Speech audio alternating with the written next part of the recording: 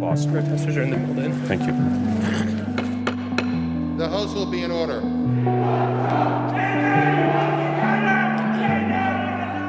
Holy hell, can you smell that?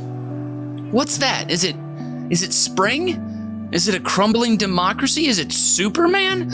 I know, most of you are still in the heat of winter, but dang, doesn't it feel like the world will turn soon? Hopefully?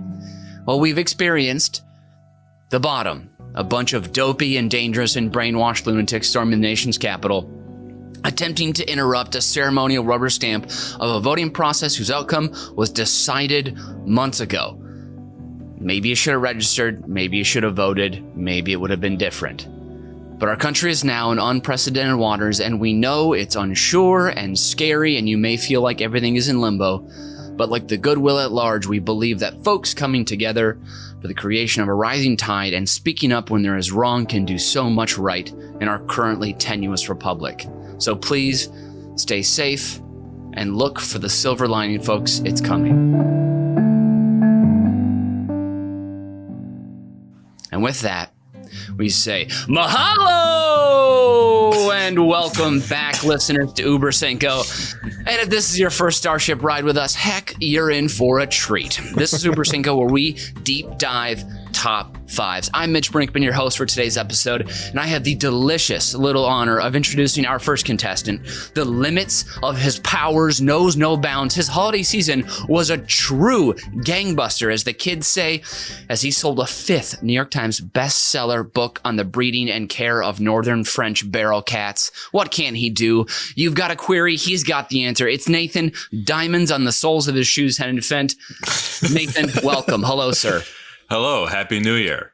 Happy New Year. I love the sweatshirt. You're repping your hometown. I can get behind that. Now, this is my actual in-game worn basketball jersey from my high school career. Holy cow. So you're wearing that with tails to the high school reunion, I'm guessing, right? There'll be no tails. Okay. And our second guest is truly breathtaking. Breathtaking in the amount he's been able to accomplish in spite of his debilitating lack of talent and grace. The man with the plan, because he's holding the plans binder for the person who's actually in charge while they take a shit. The boy whose thunder claps like a kitten's cough. The Berwyn Strangler himself. Brian, my short sag with turds, Ernst. Welcome. All right, you know too much about me. This is getting out of hand. Well, hey, fellas. Hello. Hi there. How's it going? Give me something good. What's going on? Do we have anything good to give? Maybe not. Who knows? We're recording this on the birthday of 3 interesting human beings. Okay. Kate Middleton, the Duchess of Cambridge. Okay. James Patrick Page of Led Zeppelin, and my mom. Oh my gosh. Well, happy birthday to Janelle. If you're listening live or later on the pod, happy birthday, Janelle. I hope it's a wonderful one. Here we go. We're moving right along here. Today we'll be squaring off. You may have heard my reference to Nathan's high school jersey, but they'll be squaring off and listing off the top 5 things to lie about at a high school reunion. And I can't wait to hear what, cockamamie, baloney, bull roar you guys have cooked up today. And the darker, the better? I think yes. All right. So bring it. Before we start, obviously, reunions are less prevalent now because everyone can keep contact through your social medias and whatnot. But I'm curious. Well, quick question here. What specific venue would cause the most drama at both of yours, like fantasy reunions, and why? And of course, in this question, we're all pretending Brian actually finished high school. Lightning round. Nathan, you go first. What venue? Yeah, like what venue would be the perfect powder keg for just an awful reunion? Well, it's so hard for me to imagine because I graduated with 22 people. And so just somebody's house? But at what sort of stood in for a 10-year reunion, and which will be our last, was I think maybe 8 or 9 of us showed up at the beer tent at the county fair. Planned or just it all happened to be there? It was loosely planned. Okay. But it was not worth doing. So I'd say the beer tent at the county fair was as low as it was going to go for us, and we won't be holding any more reunions, I am sure. I mean, just 22 of us. It was sad. Yeah. Brian, how about you? What's something you'd get the invitation and you just think, Jesus Christ, I can't go, and then last minute you'd be like, I want to see this train wreck. I think it would be back at our prom venue, which was the Drury Lane Theater Banquet Hall out here in Oak Brook. And I remember deep down, so I went to a predominantly black high school, and I remember getting there and the buffet was full of stereotypes. Oh, God. And I remember just looking at it. It was literally watermelon, macaroni and cheese, fried chicken. And I looked at it and I'm like, this is horrendous. Yeah. And then we all ate it and we're so happy because it was just all great food. So it was like deep down, I'm like, this is horrible from a looking standpoint, sure. But optics. It worked because it made everyone super happy. It was basically a soul food buffet and it was awesome. So I can't really complain about it. Wow. That sounds wonderful. I mean, fried chicken it's one of the top 5 perfect foods in the world. Also want to say to the listeners, if you listen to the show and or you're interested to hear something from your own brain, perhaps, well, we've got a website that you can send in suggestions for, Fast Fives, Top Fives, all of them. Go to bizbear.biz and your ideas could end up right here on one of our episodes. So if this is your first time in the Uber Cinco Den, let us wake you out of hibernation with a quick rundown of the rules. Each player in the den has spent time with today's topic arranging their top 5 answers in order of importance. Those answers have been submitted to the host who will moderate the game, awarding points to the player with the most poignant answer. Starting with their number 5 choice, we will move up the ranks until we reach each of their top answers. But if both contestants happen to have the same answer on their list, well, we have an Uber stare-down. You will hear the official Uber Cinco siren, and both players must reveal their answer and what number they ranked their submission. An Uber stare-down is all or nothing, with one player earning 3 points. After all answers have been read, the host will reveal the final score. As always, stay with us until the end of the show where I, your host, Mitch Brinkman, will rattle off my definitive Fast 5 list of everyone just got the COVID vaccine activities. And as host, of course, I'm entitled to institute a house rule. And for today's game, this rule is inspired by my friend Brian's absolutely astounding lack of awareness. Have you ever seen a donkey try and swallow its own tail while accidentally pooping in its own bucket of oats?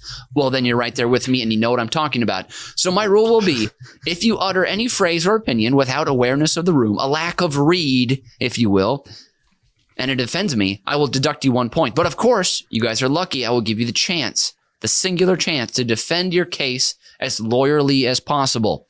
Now, to the point defenses will save your points from deduction, okay? So stay aware, stay alert. And with that, I'm now checking the email of lap times. I just got back from our group go-kart trip to Gasoline Alley last night. And it looks like even after driving the wrong way on the track to start the race, even though it's clearly marked and there's flags are being waved by the track operators, Brian was able to straighten himself out and ended up with the fastest lap in his third go around. So, Brian, please start us off with your number 5 thing to lie about at a high school reunion. Absolutely. Mm-hmm. The main thing to lie about at any one of these events, even when you didn't graduate, shit your pants, and can't drive properly, is to lie about your weight. And in this case, you say, I'm not big, I'm bulking up for a role. Is what you say. Of course. Yeah. So most people that are now 28, 38, or 48, depending on how many a year this reunion is, will have put on a few lbs. Most will blame it on being a dad, drinking beer, not having enough time to go to the gym, yada, yada, yada, all the classic excuses. But you will have come prepared, telling them that you are bulking up for a role. Pick a genre that you know the most about. You like sports? Say it's a football movie. You like action? Say you're a villain in an upcoming franchise.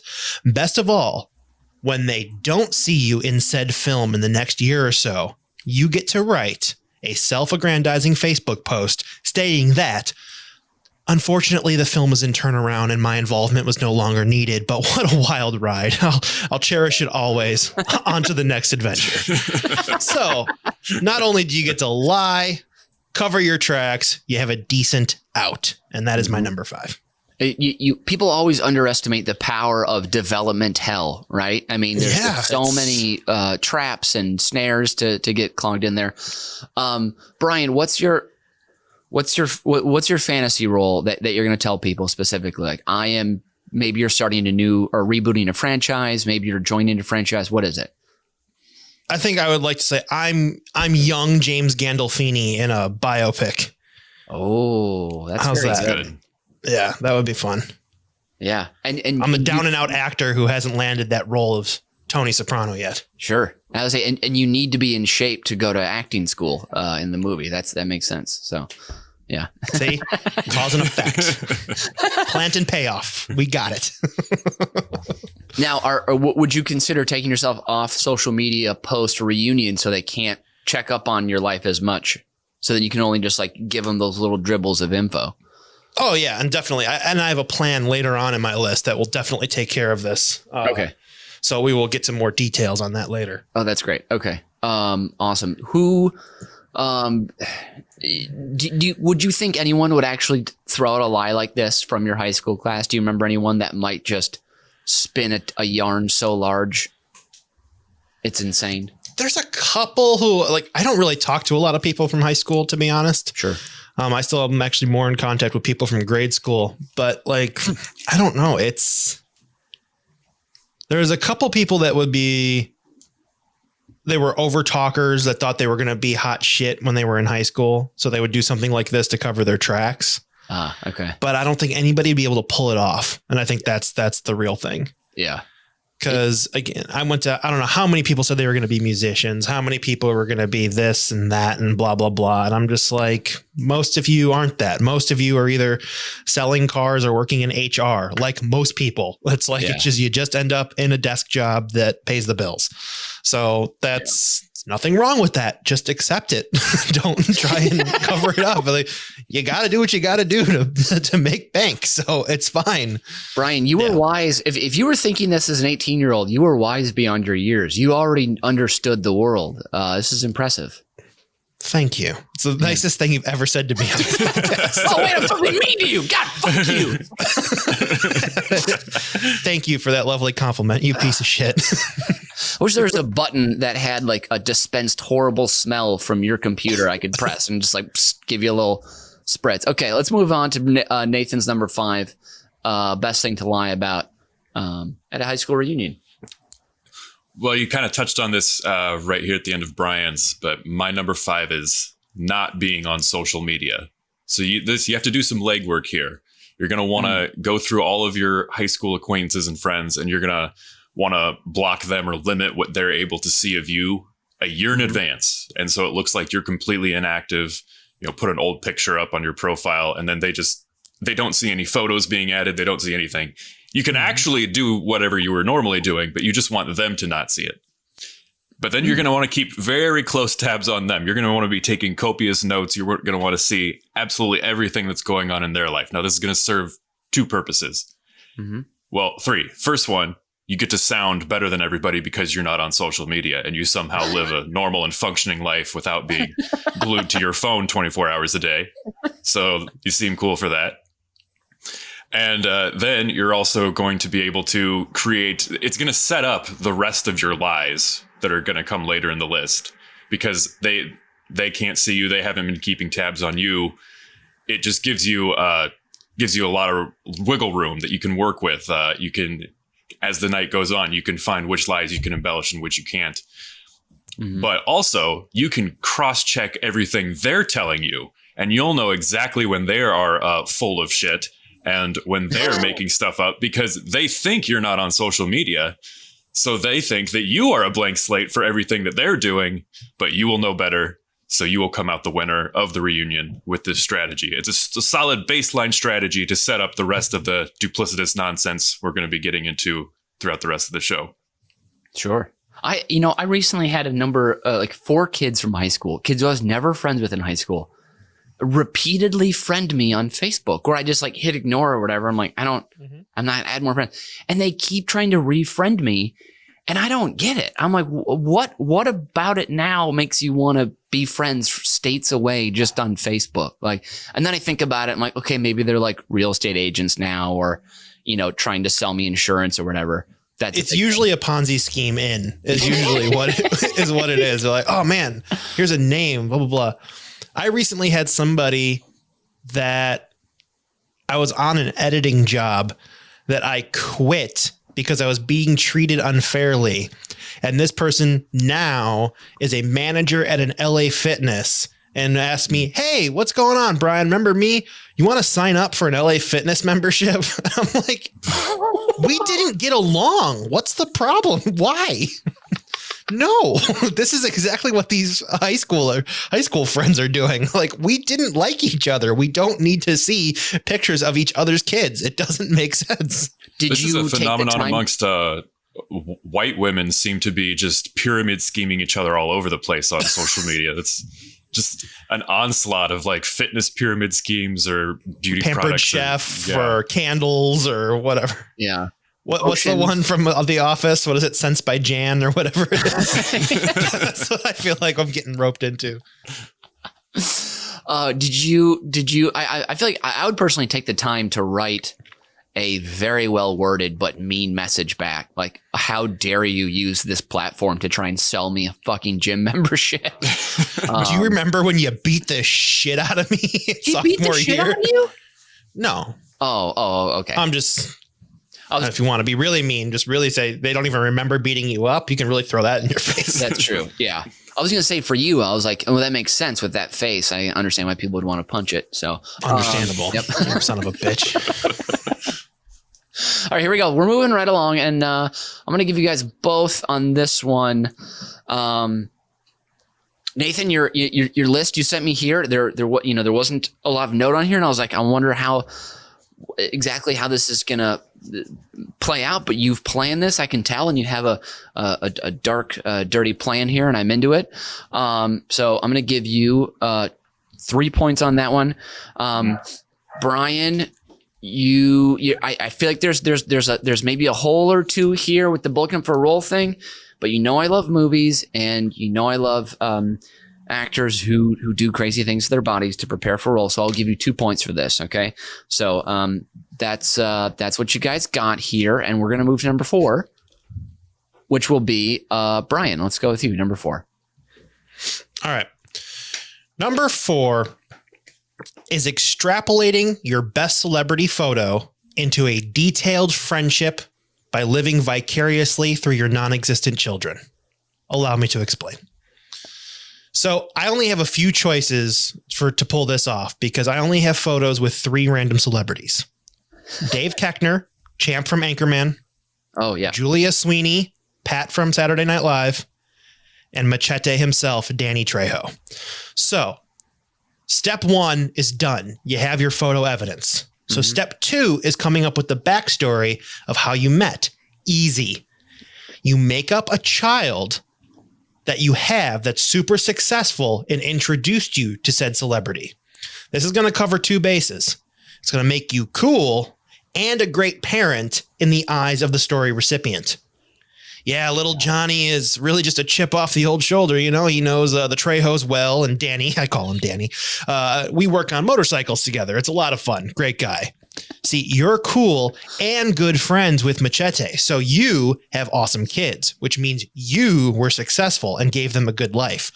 All of this will make sure the person you're talking to at the reunion feels like they've accomplished nothing. And that's the point of attending a reunion. You need to be cooler than everyone else. Wow. Number 4. Wow. I do have to jump in on this one and point out that the list of photos Brian gave those photos may exist, but I have definitely seen a picture of you next to Donald J. Trump. So yeah. I said celebrities, not fascists. It's different. Brian, I'm sorry, but this is offensive. What you left that out. I think that you need to defend a little more here on why you didn't. Also, isn't there a picture of you and Sam Elliott somewhere? No, we took pictures of Sam Elliott, but we weren't in the photo with him. Oh, okay. So these are actual ones. I have my arm around them, and we posed for a photo together. So that's why I left Trump. Wait, you put your arm around celebrities in photos? Well, the ones that said we could take a photo with them, yes. Ones I've gotten permission to do this. Wait, so are you going completely over the shoulder? Or are you going just like lower back? No, like just at least shoulder behind and close enough to it. You don't have to be grabbing them. No, but like you're close enough to where it's obviously they said yes to allowing you to have this photo. I just was curious because like if you're like just like putting Trejo in a headlock, I'm assuming he's shorter than you.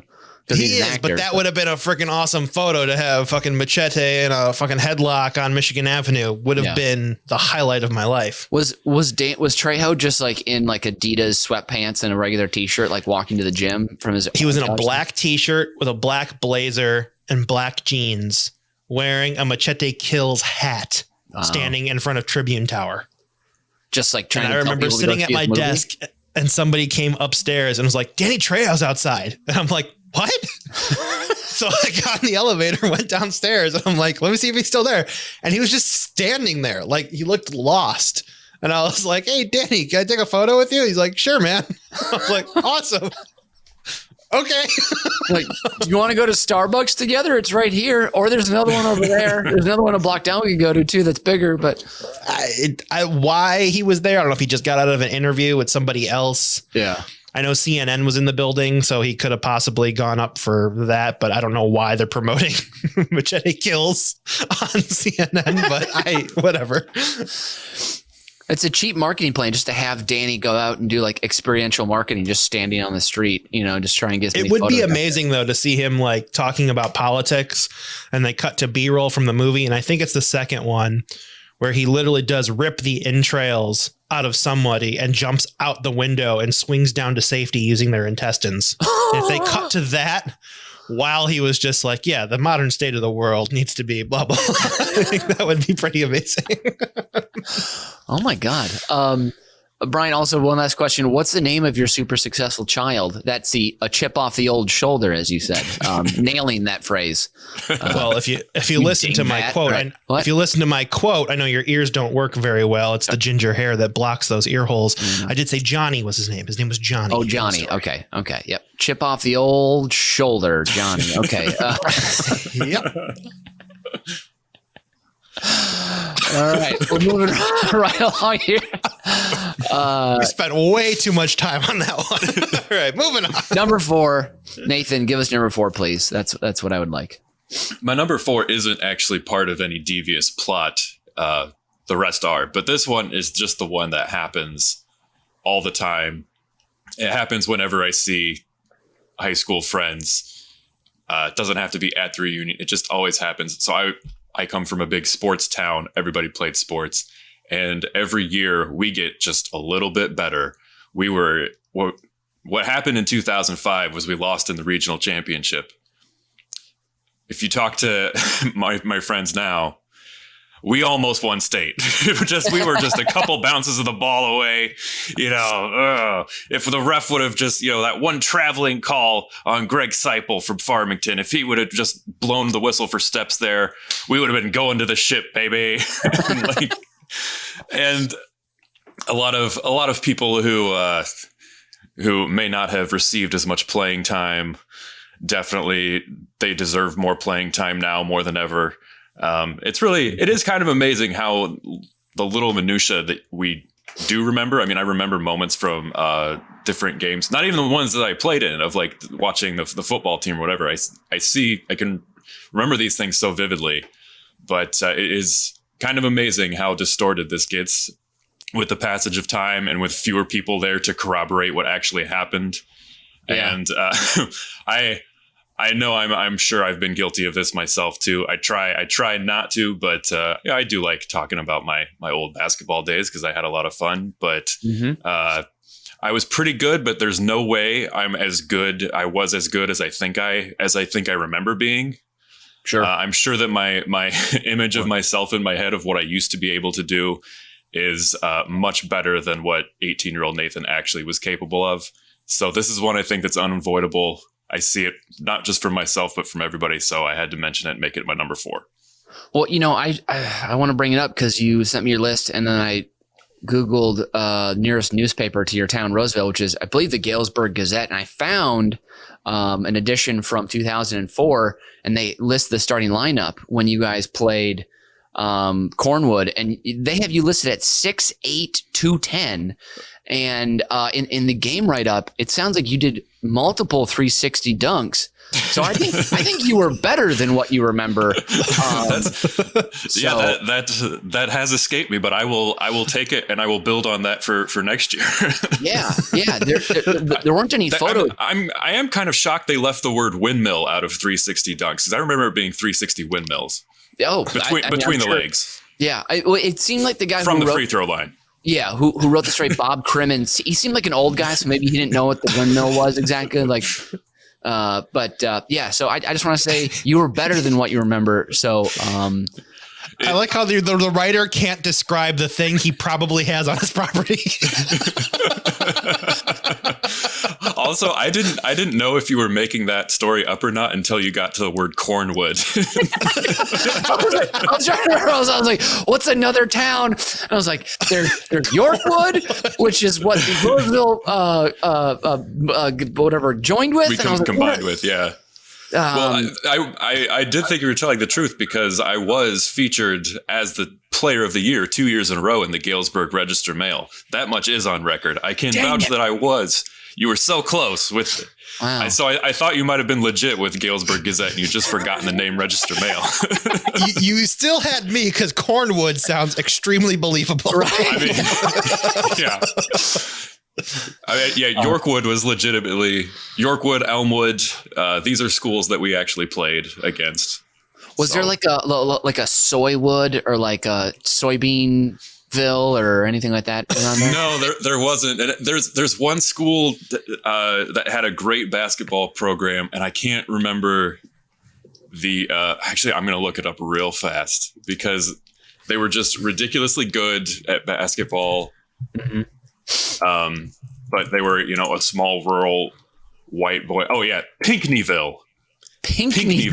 Isn't that a great small town white boy basketball team name? And their legendary coach's name was Dick Korn. Dick Korn.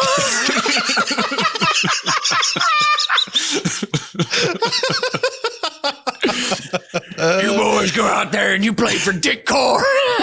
So he did have Cornwood in some sort of way. Oh man! Yeah, I'm glad they were real powerhouse. Oh, Dick Korn. I'm glad I had you on a string there for a little bit. That makes me very happy. Dang it! I should have said Monmouth. That's what I should have said. Crap. Okay. Are there any? It doesn't have to be obviously during the reunion, but maybe during talking to high school classmates where you guys remember something a very certain way, and then you talk to someone about it, and they're like, "What do you know? That's not at all how it happened. It was way worse than what you remember." Anything like that? I think that during homecoming week, people tell stories about doing because we would toilet paper the high school every year, and those stories always get a little bit more adventurous, and then all these cops showed up and we had to get in the truck and run from the cops. And the cops in Roseville was this 75-year-old guy named Harold, and he would sit in his car and he would drink coffee. And I did have one high-speed chase with Harold, though. We as a 40 miles an hour. No, maybe 25. But several of us, I was a sophomore, and several of us had, as a joke, we were going to put a couple of realtor for sale signs in our basketball coach's yard. And so we were sitting in the back of the truck, and we I don't know, we ran into somebody, we were talking to, and then like we were just sitting in the back of the truck and we had the for sale sign with us. And then we were going down what sort of an alley in beautiful downtown Roseville, all three buildings of it. And then there was Harold's car. And so I can't remember who was driving, but so they saw the police car, Harold. And so they just like peeled out like, oh shit, like he had no idea we were doing anything. Like we weren't going to be arrested. So anyways, he just like takes off. And so Harold starts following us because he's like, well, they're doing something weird. And then we turn a corner and somebody tosses the for sale sign into a ditch, and we pull into Ben Randall's house. We all get out and we scramble, we run and we like hide behind the shed, and Harold's walking, like we see like the flashlight coming through. And then anyways, we go inside, but behind the shed I stepped in dog shit. So anyways, I'm like by the entrance 5-10 minutes later cleaning my shoes off, and Harold comes up and he's like, is everybody inside? I was like, yeah, just go in there. And so Harold came in, he's like, why were you guys running from me? He was like, you could have just like driven away. He's like, the only reason I followed you is because you look suspicious. And then I remember the last thing he said, he was like, all right, well, be cool, and gave us a thumbs up and left. So that was my major brush with the law for my high school career. Yeah. I was going to say, in Roseville, I'm sure if he'd had like a big bullhorn while he was chasing you guys, he could have been like, Nathan, Ben, Eric, Tony, what are you guys doing? Like, I know all of you. Yeah. Where were we going to hide? Yeah. That's also, we got to ditch the evidence. Get these realtor signs out. Like nothing happened. Oh, man. We then went and we picked up the realtor sign and took it back to its rightful place. Such good boys. We cleaned up after ourselves after we played our little prank. Next week, Thursdays on NBC, Dick Wood and the Herald. Coming soon.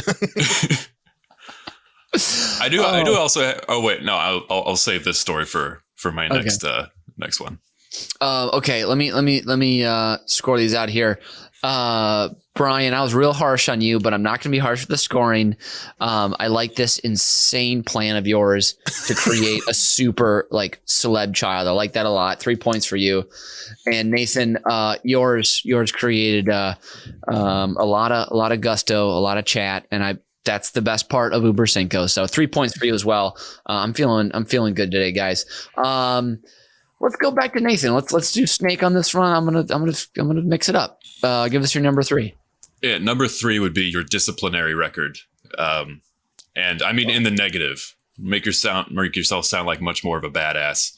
And so basically you wouldn't tell the story that I just told. You would it wouldn't have been Harold, it would have been the state police, and it wouldn't have been a realtor sign. It would have been like, I don't know, crystal meth, which meth is a big problem down in the Midwest, because you can go to the agricultural plants and steal the anhydrous ammonia. So people were coming through stealing the anhydrous ammonia. Yeah. Bad stuff. Like you're at the reunion. You could go up to the punch bowl and be like, oh, better keep me away from this. We don't want another homecoming 2003 when I was skinny dipping in the pond behind the school and then streaked through the dance. And then I made out with the volleyball coach. And then you can... Jesus. Right. Remember that time I had to spend 2 weeks in detention because I graffitied penises on Principal Abernathy's car. Like... Just ramp up how ridiculous you were, and then you'll seem like you were that cool guy. But you've cleaned it up now. You got all this done early, so like all of your classmates who've gone off and gotten arrested as adults, you can talk about how well they should have got it out of their system, like old Big Dog Hennenfent did when he was doing donuts in the school parking lot in a snowstorm and crashed his car into the old oak tree that had been planted by John Roseville, who founded Roseville in 1852. So somebody actually almost did this for me, because I had a pretty squeaky clean record in high school. Sure. I didn't really get in trouble. Had a pretty good reputation as a good little boy. You cleaned up your own pranks. I mean, that's number one. You just told us. So. Yeah, we were like those the Japanese fans at the World Cup who bring trash bags and then clean up after themselves after the game, which is really lovely, by the way. Yeah, but there's one other person in the world with my name. His name is Nathan Hennenfent, and he lived about 3 towns over. He's a distant relative, and he was arrested for lewd conduct when we were both in high school. And so it was in the paper. And so everybody was like, well, Nathan Hennenfent, as in me, must have gotten arrested for lewd conduct. So there were rumors swirling around town for a whole week. Like, I remember somebody said, yeah, I was in Casey's and somebody was getting coffee in front of me. And the old lady who worked at Casey's, I don't even remember this lady's name. She's like, did you hear Nathan Hennenfent got picked up for lewd conduct? I'm like, I guess everybody was. And I was like, I didn't do it. Plus, if it had the guy's address, and everybody knows where I lived. I lived in Roseville, and this guy had a whatever address from a different town. So, I mean, it wasn't me, but everybody wanted it to be me really badly. Sure. So what was the lewd conduct? I want to know. I don't know for sure. And in case the other Nathan Hennenfent is listening, I'm sorry that I'm throwing you under the bus all these years later. But I mean, you threw me under the bus when what I heard, what the rumor was that he urinated in a Mountain Dew bottle and threw it at a police car. So I don't know. All right. That's barely okay. Yeah. But yeah. All this talk does remind me of the time I asked my dad's permission to go TP the neighbor's house. He said no, and then I was upset. Was it the next door neighbors? Yeah. And it was like the old lady. I think it was the old lady who basically said, yeah, you can come do it as long as you clean it up a couple days later. She gave us permission to TP your house. Like Nathan, I was not good at the pranks or being a destructive little boy. Yeah. I don't know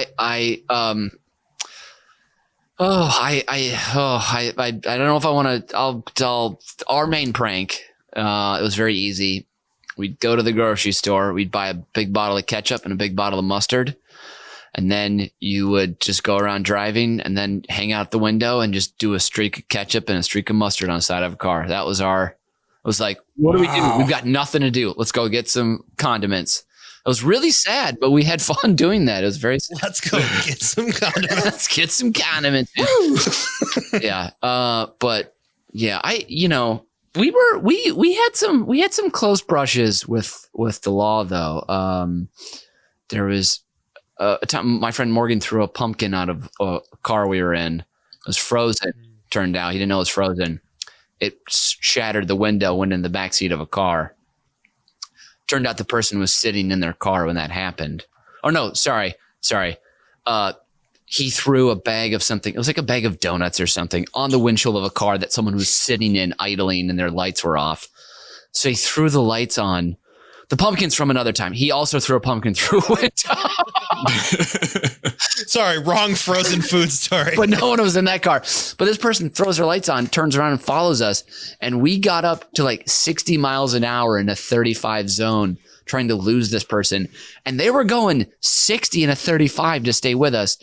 And my friend John had to take a hard left turn, couldn't complete the turn and had to go down the wrong way on a one-way for a full block. Because otherwise he would have hit at a middle embankment thing. And so, but then once we went down the wrong way of a one-way, the person then stopped and was like, holy shit, these people are fucking nuts. And then went home. But yeah, they chased us for a solid 20 minutes. It was actually pretty scary, but man, it was actually pretty scary. I did have one other my most serious brush with the law was, we found out that there is a town in Warren County called Shanghai City. And this didn't make any sense to us because we lived in Warren County our whole lives and we'd never heard of Shanghai City. Yeah. How could this be? Yeah. So we found it on the map and we did some research. Apparently, in the history of Warren County, Shanghai City was at one point a bustling little town. And then I can't remember if there was like a tornado or something, or the railroad stopped going through. Anyways, it had dissipated. So we decided we were going to, I think there were 4 of us, and we were going to go take some cap guns and we were going to film a little old Western style shootout at Shanghai City if we could find it. And so we found Shanghai City, which was 4 houses.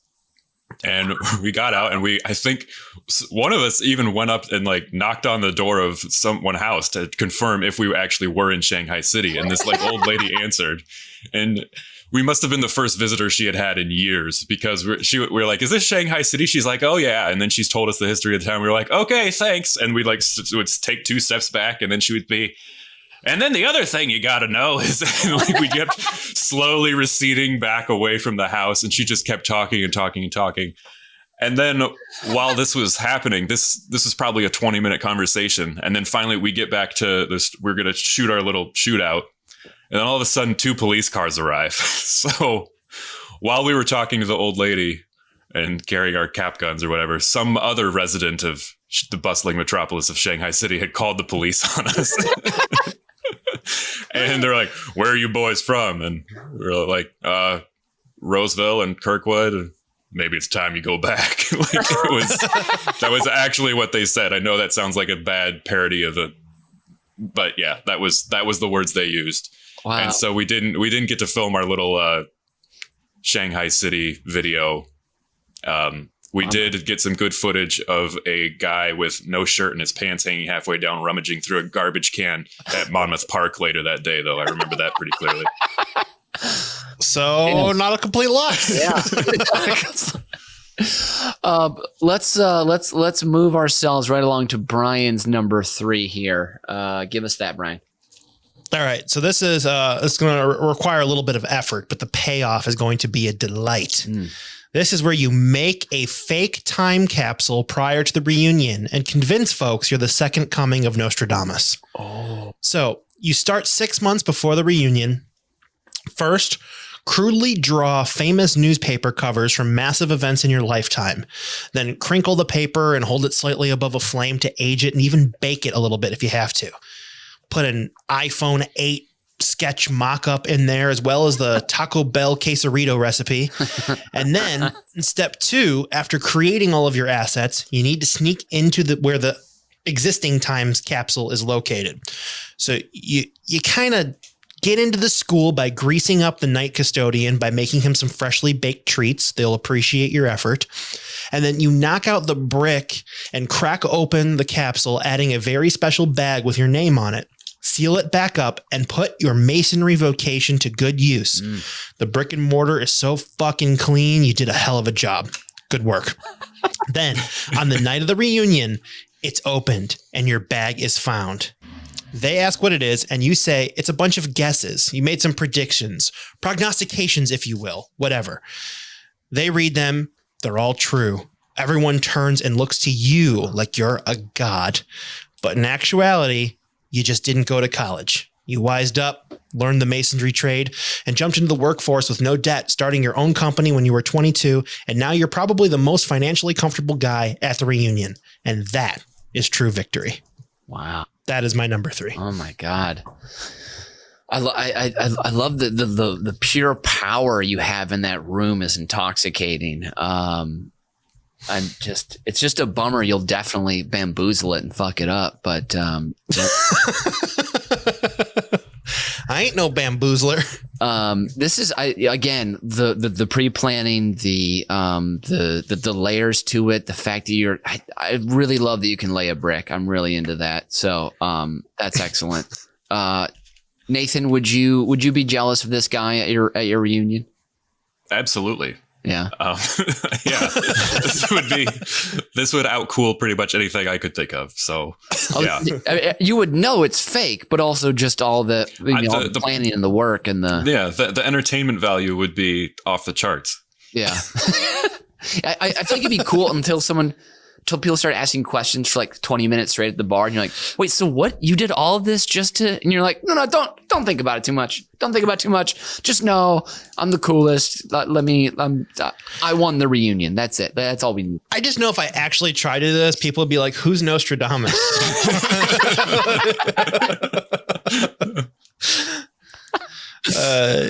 Oh yeah. I mean, I did go to a school with some folks that it was weird because you're always separated. Like when you're in the AP classes or the honors classes, you're pretty much separated from everybody else in the school until like gym class. Mm-hmm. And then gym class, there's no honors gym, obviously. It's just gym. Yeah. So you're in there. And I remember it being either freshman or sophomore year, St. Patrick's Day. And I went all out. I spray painted my head red. I had green shamrocks all over myself. I was wearing green. And some people came up to me in gym and were like, what the hell are you doing?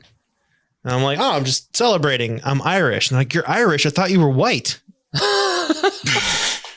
Then I was like, at that moment, I'm like, yep, I'm in gym. I'm out of my bubble of academics. So it's quite an interesting experience. So yeah, who is Nostradamus would probably be the first question I would get. Wow. I don't have his album, they would probably say. All right, here we go. I'm going to score this one out here, guys. Nathan, I love making good boys seem bad. That's great. I'm going to give you 3 points for that. And Brian, again, the work, the planning, and that little last tidbit there, I'm going to give you another 3 points. I'm being nice today, guys, so you're welcome. You're just insinuating that we peaked in high school, just as we feared. Huh, what? No. Okay, Brian, give us your number 2, my bud. All right, number 2. This one's a little dark, okay, but you're going to get away with it because it's the perfect lie. You tell everyone at the reunion that you lost your virginity to the popular girl that has since died. Oh. So, holy shit, Brian. This one is for anyone who doesn't have a +1 to bring the night of the reunion. So you have some vendettas to settle with. But about 6 years ago, the obituary for Vicky Connors was passed around social media. The unfortunate gorilla attack she fell victim to makes you remember the crush that you had on her. Small talk ensues while you're at the reunion and you casually drop in the good times you had with Vicky. The rumor spreads, and by the end of the night, now you're not as lame as everyone remembered. Wow, Vicky thought he was a good enough guy to do that with him? Cool. Then your bully. You got to name it. You can't just say that. You got to name it here. That's the... She boned him. And then your bully, Matt Crawford, who's lost all of his hair and still talks about the big game, starts crying because Vicky told him he was her first. It may be evil, but 2 birds, 1 stone. Wow. That is my number 2. Wow. And so the whole plan is you kill her 6 years before the reunion? No. She died of natural causes by a gorilla. I didn't kill her. I just assumed you were the gorilla in the story. of natural causes by a gorilla. Those are 2 different things. A gorilla is found in nature. It killed her. She was killed by natural causes. Okay. It was a freak natural cause accident. A freak natural accident. Oh man, this is this is a movie plot, right? This is good. I'm liking this a lot. Very dark, Brian. How far off do you stare into the distance after this reunion when you get back into your car?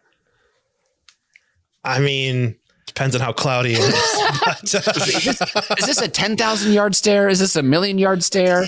Yeah, I mean, it's got to be at least a 10,000. And the reason I got so dark on this one is because, true story, I received a G chat once from the president of the committee who was putting our reunion together.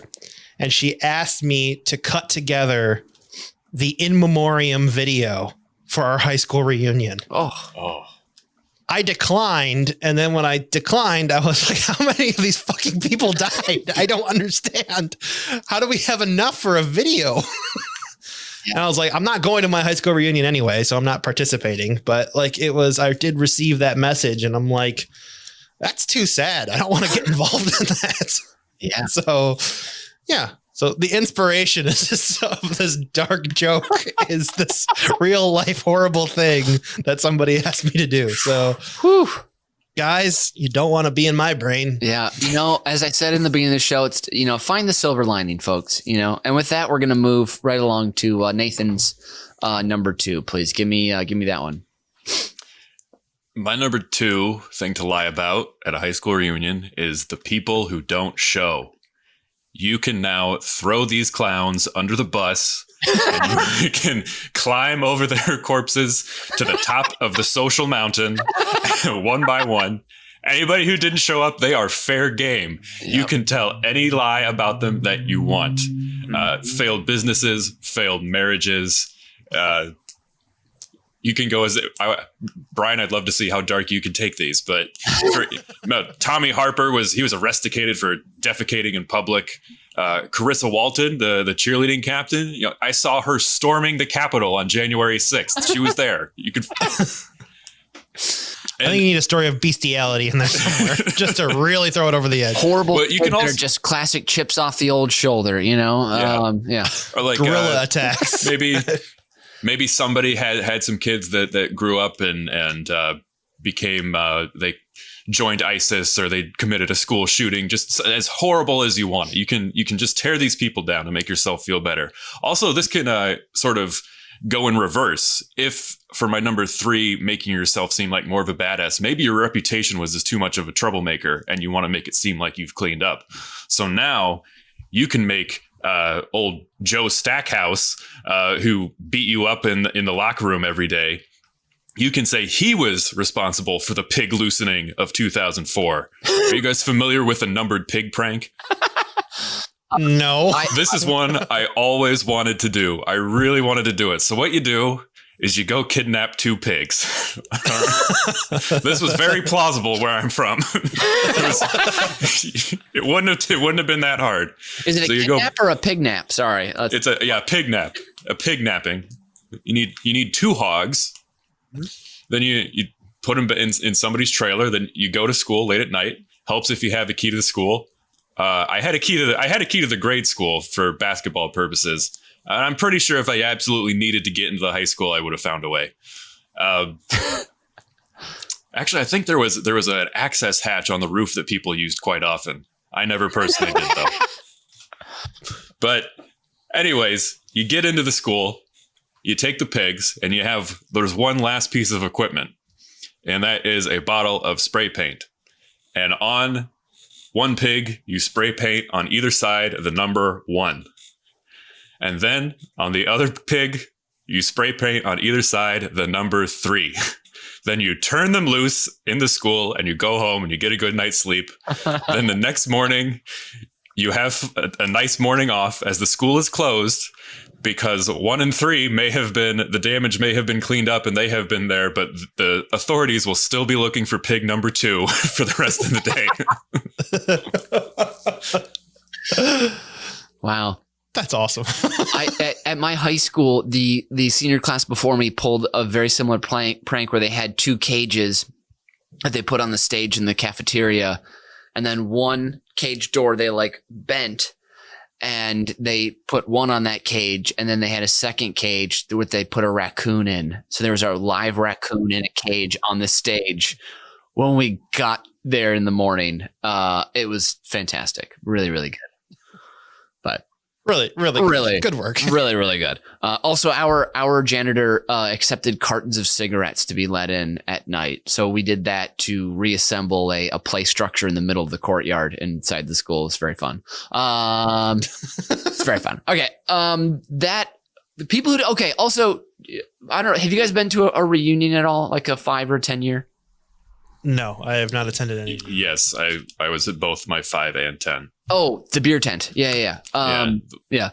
I'm hoping I missed my 5 because it was 9 holes of golf and then a round of drinks at Moose Country Bar and Grill in suburb fuck off Minnesota. But I'm hoping someone threw me under the bus. I'm hoping someone climbed a little higher. This just gives me a little hope. So I've never heard of a 5 year.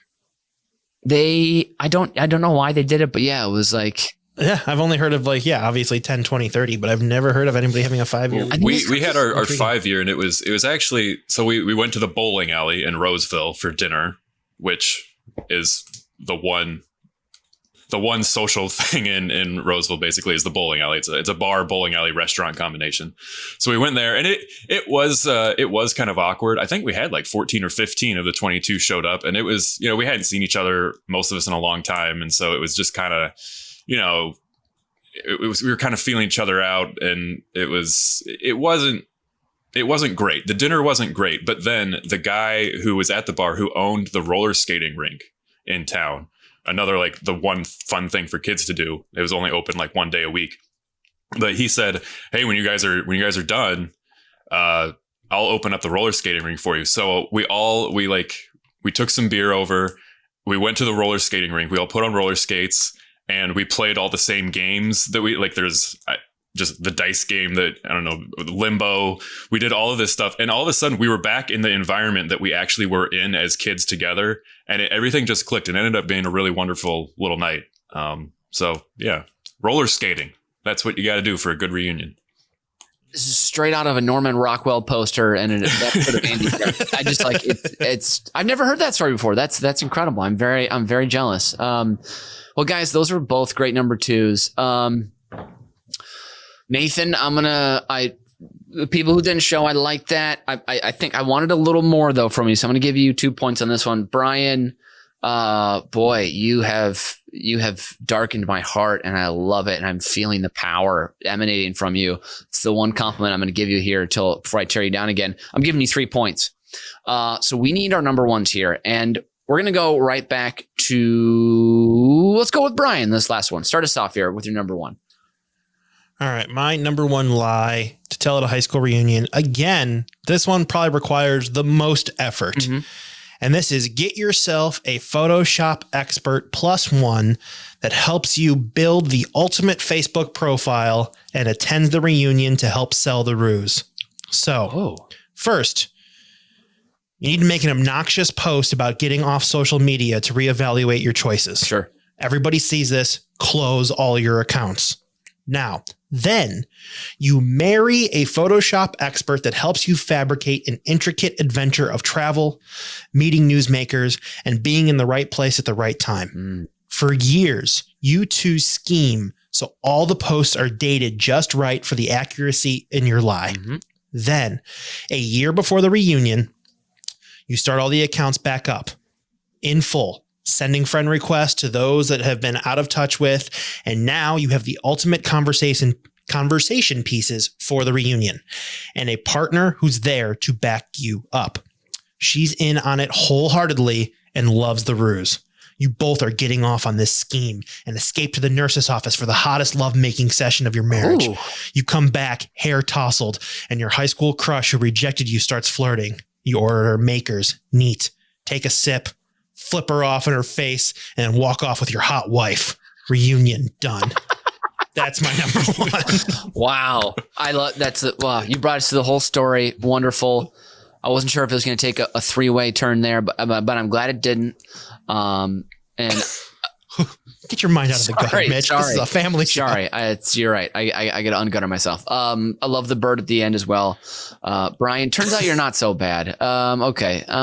Excellent. Nathan, give us your number 1, please. Number 1 thing to lie about at your high school reunion is simply the year you graduated. Now, you can't even do this. You will not be able to do this in Roseville. I would not be able to do this. This is true. This only works if you went to a really big school. Yeah.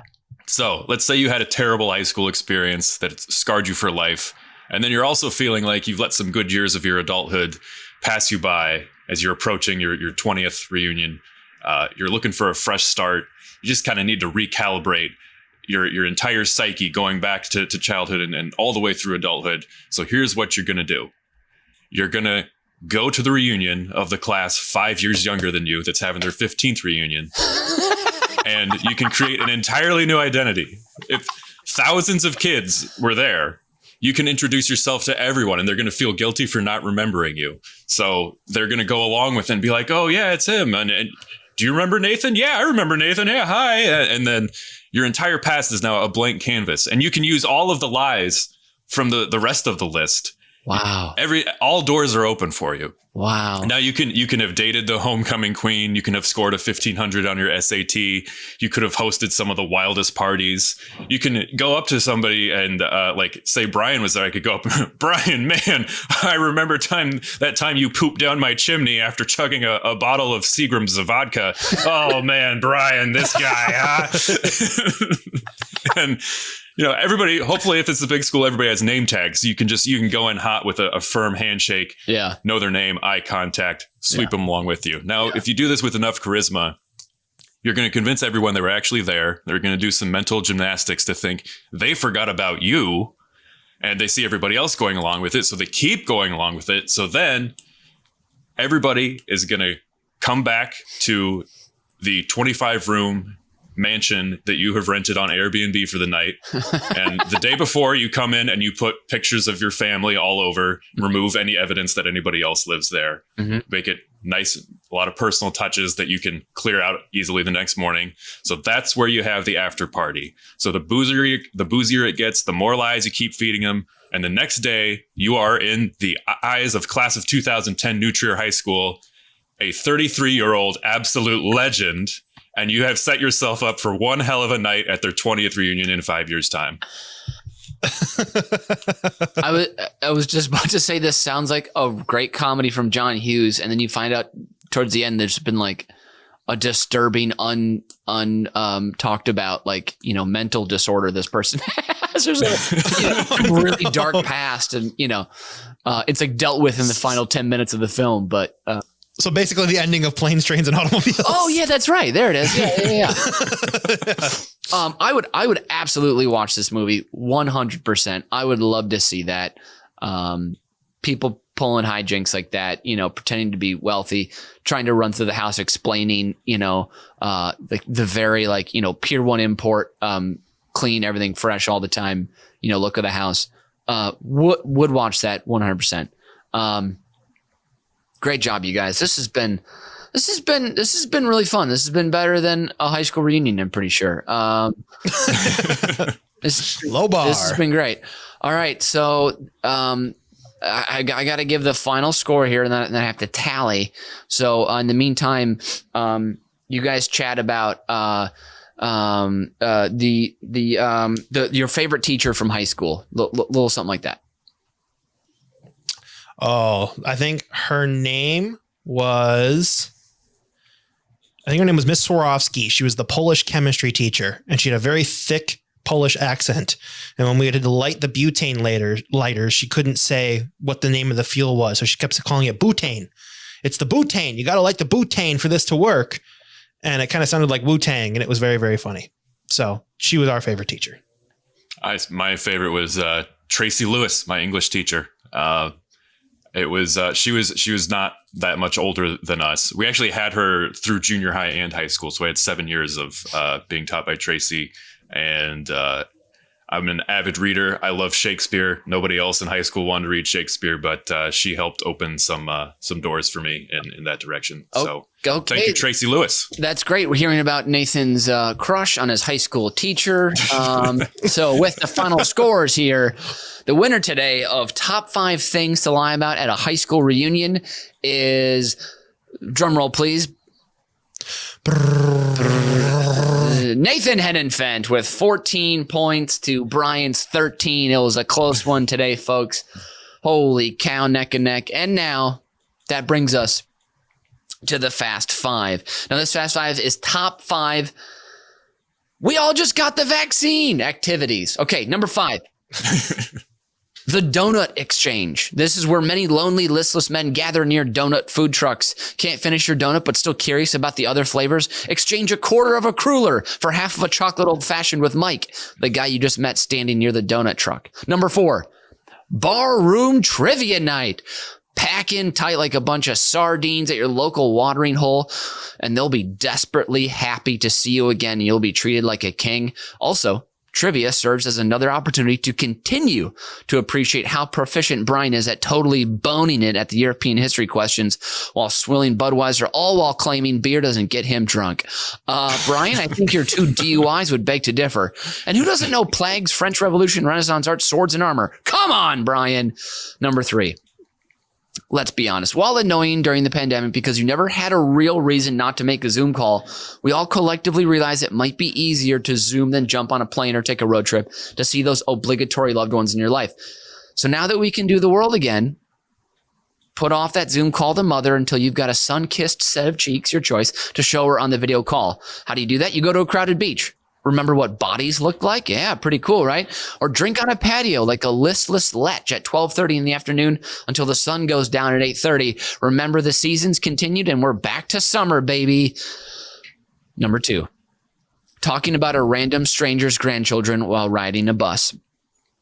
This is getting back to community outreach. What's better than sitting on a bus, an old person sits down, offers you a piece of candy, and then tells you all about their children and their children's children and how they went to the zoo and how they had their first grape soda. Man, what a story that was. Thank you, Gerald. I'm going to go now. Number 1 on the top 5. We all just got vaccinated. Fast 5 list. Number 1 is communal public crying. Does the world have you down there, old chap? Well, try communal public crying, a brand new social outpost from Stuffcore. The multi-dimensional cry posts deliver the best in heart-wrenching beer commercials, lotion-infused tissues, and a Green Beret-trained security guard to keep away the creeps. When you're all done, walk through the Bed Bath & Beyond Mr. Tunnel as it leaves you smelling like a jar of potpourri covered in brown sugar syrup. You've cried inside alone for months. Cry in the sanitizing power of sun and community now at your Stuffcore Cry Post. And that is the top 5 list of we all just got vaccinated activities.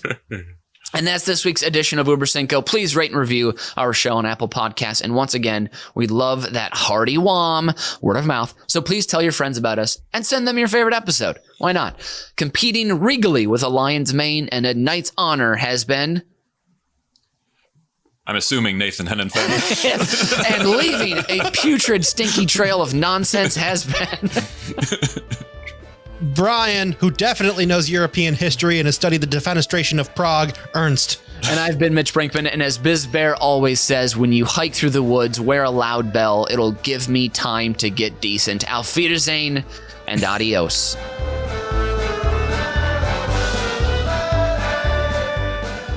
You've just listened to Uber Cinco, a production of UBK Studios. Subscribe to the show on Apple Podcasts, Spotify, Stitcher, or wherever you get your fine podcasts from.